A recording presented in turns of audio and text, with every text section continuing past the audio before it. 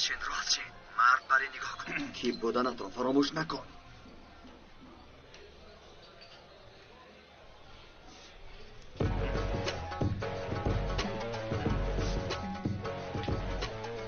موضوع رو با دختر گذارم درباره او گپ زن. فکرم بیمار رو از دست میدی.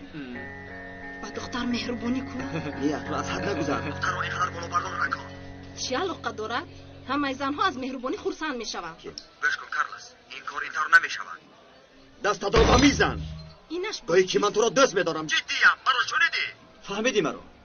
اینش باز چیست؟